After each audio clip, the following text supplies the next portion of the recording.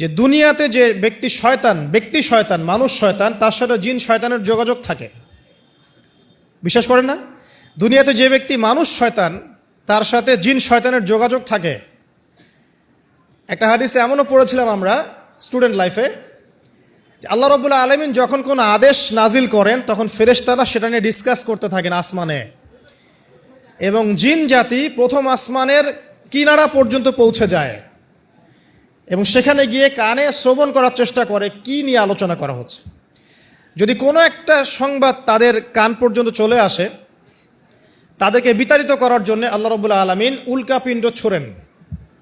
ওখানকার ফেরেশতারা আছেন, তারা অগ্নিশিখা নির্বাপন করেন। সূরা সফফাতের প্রথম দিকে পড়ে দেখবেন।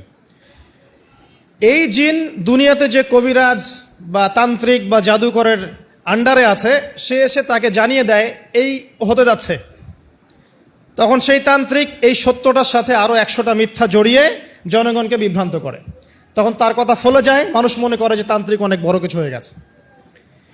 তো এগুলো সবই ফিতনা। যাই হোক, এই জিনের ব্যাখ্যা কিন্তু আমরা করতে পারছি না বিজ্ঞান দিয়ে। নবী করিম সাল্লাল্লাহু আলাইহি ওয়াসাল্লাম বলেছেন, এক শ্রেণীর স্পেশাল ফেরেশতা আছেন যারা দরুদগুলোকে সংরক্ষণ করেন।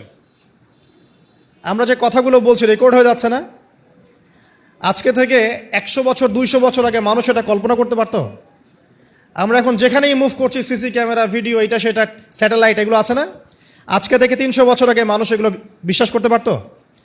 আজকে থেকে 1000 বছর আগের কোনো মানুষকে বলেন যে স্যাটেলাইট দিয়ে পুরো বিশ্ব নিয়ন্ত্রণ করা যায়, সে বলবে যে পাগল, তার মাথায় ঢুকবেই না স্যাটেলাইট কী জিনিস। ঠিক একইভাবে আল্লাহ পাকের জ্ঞান হচ্ছে লক্ষ কোটি কোটি বছর আগের, চির নতুন, চির প্রাচীন, চির আধুনিক। এই জ্ঞানের ঊর্ধ্বে কারো জ্ঞান নয়। এই জন্য এখন এগুলো কথা অনেকেই প্রশ্ন তোলে যে ফেরেশতা আবার কি জিনিস, জিন আবার কি, ইসলাম এগুলোতে কেন বিশ্বাস করে? সুবহানাল্লাহ। মানে তাদের বক্তব্য হচ্ছে ল্যাবরেটরিতে যেটা প্রমাণ করা যাবে না সেটার অস্তিত্ব নাই। প্রত্যেকটা বস্তুকে হয় কঠিন হতে হবে, না হলে তরল, না হলে বায়বীয়, এর বাইরে কিচ্ছু নাই। আসলে কি তাই? তো সব কিছুকেই বিজ্ঞান দিয়ে ব্যাখ্যা করতে হবে জরুরি না, এর ঊর্ধ্বে অনেক কিছু আছে। এর জ্ঞান, এর শেষ সীমা থেকে আল্লাহ পাকের জ্ঞান শুরু হয়। অতএব এটাকেই চূড়ান্ত জ্ঞানের মানদণ্ড মনে করার কোনো কারণ নাই। আমাদের মধ্যে একটা শিরকি আকীদা ঢুকে গেছে এখন। এটা একটা শিরকি আকীদা। সেটা হচ্ছে যে কোনো বিষয় যদি বৈজ্ঞানিকভাবে প্রমাণিত না হয়, কোরআন সুন্নাহয় থাকলেও মনে করি এটার অস্তিত্ব নাই। এটা আমাদের সাইকোলজিক্যাল সমস্যা। এখন এই জেনারেশনের বেশি সমস্যা, কারণ তারা পড়াশোনা করতে করতে মনে করছে সব কিছুকেই বিজ্ঞান দিয়ে প্রমাণ করতে হবে। তুমি তো তোমার আত্মাকেই প্রমাণ করতে পারবে না। একটা মানুষ হাঁটছে রাস্তা দিয়ে, পড়ে গেল, ডেড, এরকম হচ্ছে না? তাহলে কি এমন ছিল তার দেহের মধ্যে, বের হয়ে চলে গেল, সে ডেড?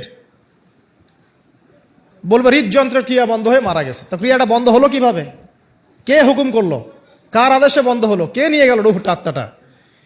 তো এগুলো তো ব্যাখ্যা করতে পারবে না। সো এই কনসেপ্ট থেকে বের হয়ে আসতে হবে যে প্রত্যেকটা বিষয় বিজ্ঞান দিয়ে প্রমাণ হলে পরেই বিশ্বাস করব, না হলে করব না।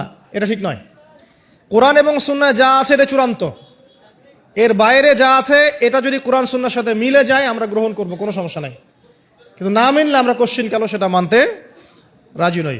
আসুন, নবী করিম সাল্লাল্লাহু আলাইহি ওয়াসাল্লাম বলেছেন এক শ্রেণীর স্পেশাল ফেরেশতা আছেন, মালায়েকা, নূরের তৈরি, আলোর তৈরি, আলো দিয়ে তৈরি, নূর দিয়ে তৈরি, যারা নিঃসন্দেহে আলোর বেগের চেয়ে বেশি বেগে ভ্রমণ করতে পারেন, নিঃসন্দেহে। আচ্ছা, তো তারা স্পেশালি এই দরুদগুলোকে সংগ্রহ করেন, দরুদ এবং সালাম এটাকে সংগ্রহ করেন, করে নবী সাল্লাল্লাহু আলাইহি ওয়াসাল্লাম পর্যন্ত পৌঁছে দেন। এরপর আল্লাহ রাব্বুল আলামিন, আল্লাহ সুবহানাহু ওয়া তাআলার ইচ্ছায় নবী করিম সাল্লাল্লাহু আলাইহি ওয়াসাল্লাম এর জবাব দিয়ে থাকেন। একটু চিন্তা করেন যে আপনি মনে করেন আল্লাহ রাসূল সাল্লাল্লাহু আলাইহি ওয়াসাল্লামের দরজায় দাঁড়িয়েছেন, কথার কথা মনে করেন যে তিনি জীবিত আছেন, কথার কথা। আপনি তার বাড়ি চেনেন, তার বাসায় গেলেন, গিয়ে নক করলেন, গিয়ে নক করে বললেন আসসালামু আলাইকুম। এবার নবী সাল্লাল্লাহু আলাইহি ওয়াসাল্লাম ভিতর থেকে আপনাকে বললেন, কথার কথা ধরে নেন যে ওয়ালাইকুম আসসালাম। এর অর্থ কি? ওয়ালাইকুম আসসালাম অর্থ কি? আপনার উপরেও শান্তি বর্ষিত হোক। আচ্ছা, আবার মনে করেন আপনি বাসার ভিতরে আছেন, আপনার বাসায় নবীজি এসেছেন সাল্লাল্লাহু আলাইহি ওয়াসাল্লাম, কথার কথা। এবার তিনি আপনার দরজায় নক করছেন, নক করে বলছেন আসসালামু আলাইক, তোমার উপর শান্তি বর্ষিত হোক।